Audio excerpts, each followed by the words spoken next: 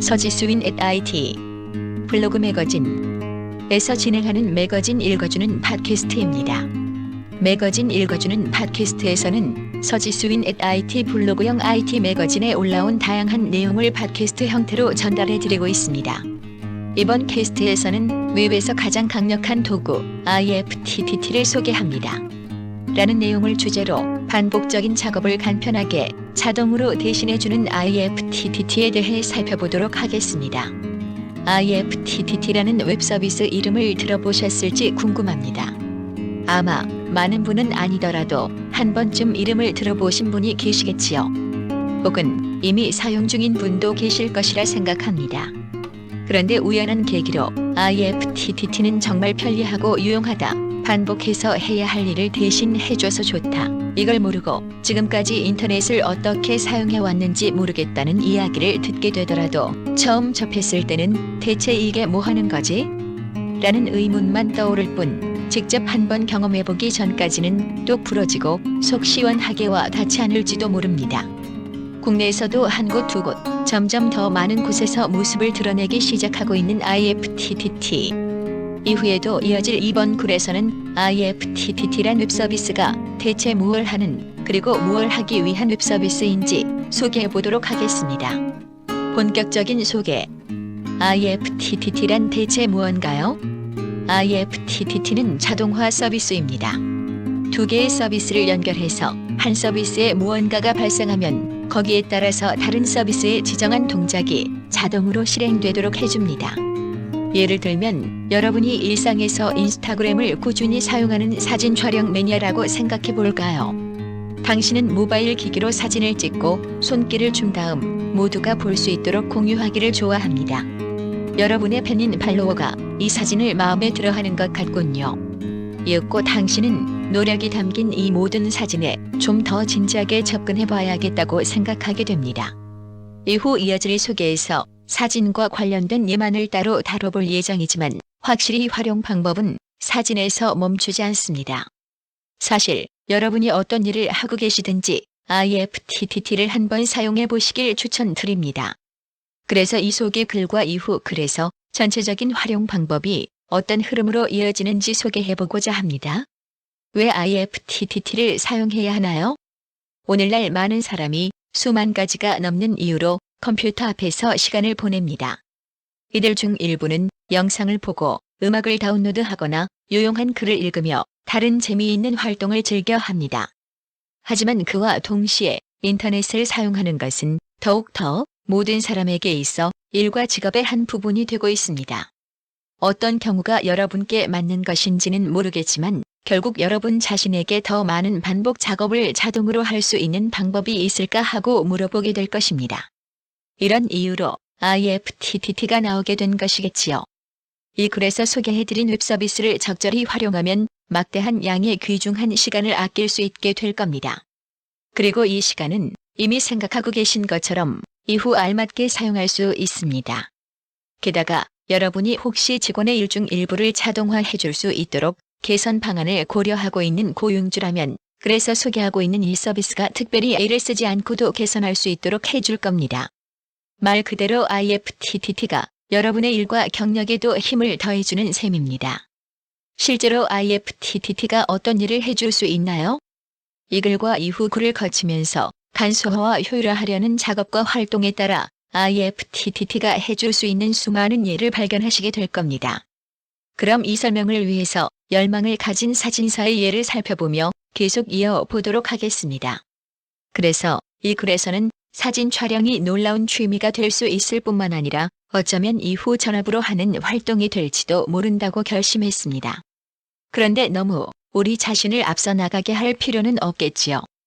그래서 우선 지금은 우리가 새롭게 발견한 열정을 위해 흥미와 영감을 어떻게 유지할 수 있을지 살펴보려 합니다. IFTTT로 약 5분 만에 설정할 수 있는 사진 관련 레시피를 몇 가지 소개합니다. 레시피 1. 인스타그램 사진을 드롭박스로 자동 백업. 공원 근처에 길가를 거닐고 있다고 상상해 보세요. 그때 갑자기 아름다운 사진이 될 수 있을 만한 어떤 장면이 여러분 앞에서 일어나고 있는 것을 발견했습니다. 이때 여러분은 어떻게 하시는가요? 이제 스마트폰, 모바일 기기를 꺼내서 인스타그램 사진을 찍으면 자동으로 드롭박스 계정에 저장되도록 해보세요. 직접 하나하나 선택하고 일일이 업로드할 필요 없이 말이지요. 그리고 아름다운 장면을 만들어내는 것에만 집중해 보세요. IFTTT가 나머지 일을 처리하고 나면 이후 컴퓨터에서도 그 사진들을 열어볼 수 있게 됩니다. 레시피 2. 인스타그램에서 좋아요한 사진을 드롭박스로 다운로드. 여러분의 사진은 진화하고 있고 정말 많은 수의 팬도 얻었으며 이보다 훨씬 더 많은 수의 좋아요도 사진에 생겼습니다. 하지만 여전히 계속해서 이어나가게 할 영감이 필요하지요. 이 레시피를 사용하면 평소처럼 하루를 보내고 늘 하던 것처럼 인스타그램을 사용하면서 추가적인 혜택을 얻을 수 있게 됩니다.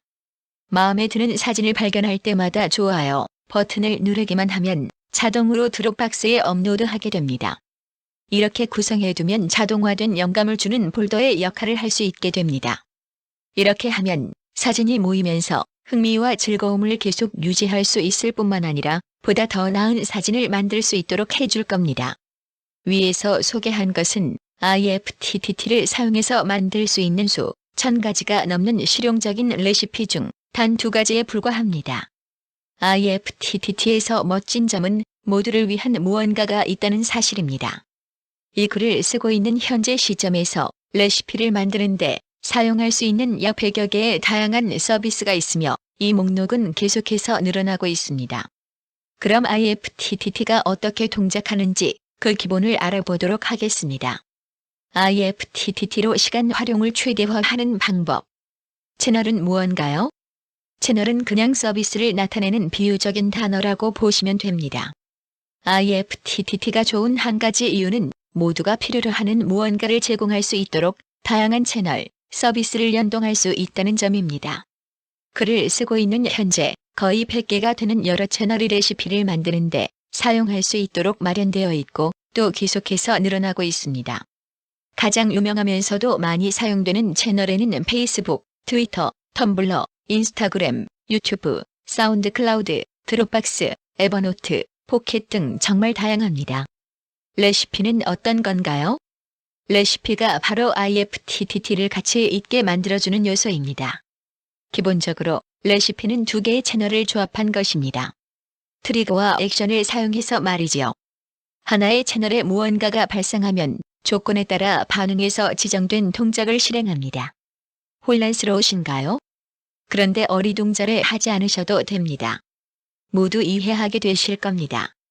레시피가 어떤 조건이 어떤 동작을 하게 할 것인지 결정하기 위해 여러분이 설정해두는 공식이라는 것만 알아두세요. 레시피는 어떻게 만드나요? 잘 물어보셨습니다. IFTTT로 레시피 만들기는 빠르고 쉽습니다. 먼저 해야 할 일은 IFTTT로 가서 계정을 만드는 겁니다. IFTTT로 들어가면 아래와 같은 화면이 여러분을 맞이합니다. 이제 이 화면에서 조인 IFTTT 버튼을 클릭하면 다음 화면처럼 아주 짧은 가입 정보 입력란이 나타납니다. 몇 초가 지나면 이제 모든 게 완료됐습니다. 곧 기본 IFTTT 정보 페이지로 이동하게 되지만 지금 중심적으로 해야 할 일은 레시피 만들기였지요.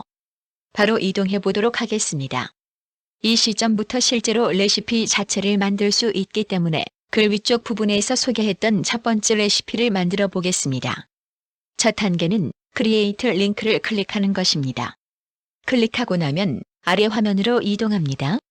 한눈에 디스를 클릭해야 하는 게 눈에 들어오지요. 밑줄이 쳐진 디스 링크를 누르면 다음 단계로 이동하게 됩니다. 여기서 이 서비스의 이름을 발견할 수 있습니다. if this then that 말이지요. 떠올리실 수 있는 것처럼 조건으로 인스타그램을 선택합니다.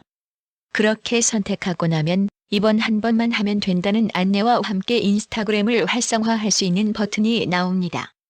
아직 하지 않으셨다면 버튼을 클릭해서 인스타그램 계정으로 인증한 다음 알맞은 조건을 선택합니다. 여기서는 첫 번째 항목인 A New Photo by You를 선택하고 다음 과정으로 넘어가 보겠습니다. 다음 화면에서는 that 링크를 클릭합니다. 자연스러운 일이겠지만 나타난 채널 화면에서 드롭박스를 선택합니다. 그리고 아직 인증한 적이 없다면 활성화 버튼을 한번 눌러줍니다. 활성화나 드롭박스 선택을 하고 나면 앞서의 조건 선택 화면에 이어 동작 선택 화면이 나타납니다. 서비스, 채널들 중 드롭박스를 클릭합니다. 화면이 아래로 이동하며 동작 선택 항목이 나오면 첫 번째 항목인 Add File from URL을 누릅니다. Add File from URL 동작 항목을 누르면 관련 내용을 입력하는 아래 화면이 나옵니다. 이 경우 어디서 사진을 가져오고 이름을 어떻게 지정하며 어디에 넣어야 할지 묻고 있네요. 사진을 올린 날짜에 따라 파일 이름을 정할 수 있도록 이름 형태를 바꿔야겠다는 생각이 듭니다. 바꾸려면 플러스 버튼을 누른 다음 나오는 드롭다운 메뉴에서 원하는 재료들을 골라 쏙쏙 넣어주기만 하면 됩니다. 여기서 재료에는 포토 캡션, 인스타그램 URL, 이미지 소스 URL, 크리에이티드 데이트가 보이는군요. 드롭박스로 가져올 파일 주소에는 이미지 원본 URL을 지정하고 파일 이름에는 사진이 생성된 날짜를 넣어줬습니다. 만든 레시피가 어떤 일을 하는지 약간의 설명을 넣어준 다음 크리에이트 레시피 버튼을 클릭하세요. 이렇게만 해주면 해야 할 일이 모두 마무리됩니다. 결과로 아래의 화면이 나옵니다. 전체 과정은 아주 잠깐의 시간만 필요로 하며 믿을 수 없을 만큼 유용합니다. 그런데 놀랍게도 여러분의 보관함에 레시피를 추가할 수 있는 훨씬 더 간단한 방법이 있습니다. 어떻게 하냐고요? 그럼 계속해서 아래의 내용을 읽어보세요. 미리 만들어진 레시피를 사용할 수 있나요? 예. 사실 다른 사람이 만든 레시피를 찾아보고 인기도나 날짜에 따라 정렬해 볼 수 있습니다. 화면 위쪽에 있는 브라우즈만 클릭하면 아래와 같은 화면을 보실 수 있을 겁니다. 첫 번째 항목을 보면 내일 비가 오면 안드로이드로 알림 받기라고 적혀 있습니다. 놀랍게도 미리 만들어진 레시피를 사용하는 건 자신이 직접 만드는 것보다 훨씬 쉽습니다. 그럼 찾아보기 목록에 있는 첫 번째 레시피를 사용해 보도록 하겠습니다. 클릭하면 이 화면이 나옵니다. 유제 레시피만 클릭하면 작업이 완료됩니다. 간단하고 신속하며 깔끔하지요. 일부 레시피는 안에 있는 재료들을 변경할 수 있도록 해주기도 한다는 점에 주목해야 할 것 같은데 마지막 부분에서 보여드렸던 것처럼 쉽게 할 수 있습니다. 이제 무엇을 해야 하나요? 이제 우리 모두 노을 지는 석양을 바라보며 일몰을 즐길 수 있겠지요. 혹은 그 대신에 새롭게 발견한 강력한 힘을 요리조리 만져보며 가지고 놀아볼 수도 있을 겁니다. 한동안 IFTTT를 사용하고 나면 진정으로 초인적인 영웅이 된 듯한 느낌이 드실 겁니다. 제 말을 믿으셔도 좋습니다. 뿐만 아니라 여러분의 여러 일이 저절로 얼마나 매끄럽게 처리되는지를 다른 사람이 보게 되면 그 사람들도 이 움직임에 함께 하고 싶어 하게 될 겁니다. 그리고 이런 흐름은 IFTTT를 더 낫게 만들기까지 합니다. 지금 현재 만들 수 있는 가능한 레시피의 수는 약 10만 개 정도 되며 이 수는 계속해서 증가하고 있습니다. 그래도 이 사실에 당황하시지는 않으셔도 됩니다. IFTTT는 유용한 만큼이나 간단하게 사용할 수 있으니 말이지요. 이 속에 그래서 IFTTT란 무엇인지 기본 구성과 사용 방법을 살펴봤습니다. 사실 보고 계신 이 사이트의 페이스북 페이지와 트위터 계정에 올라와 있는 사이트 내용도 제가 일일이 올린 것이 아니라 IFTTT를 사용해 자동으로 전송되게 한 것입니다. 얼마나 잘 동작하는지 궁금하신 분은 이 두 페이지에 방문해서 실제로 활용 중인 모습을 확인해 보세요. 이후 글에서는 자동화하려는 일이나 활동에 따라 IFTTT를 최대한 활용할 수 있는 방법들에 대해 살펴보도록 하겠습니다.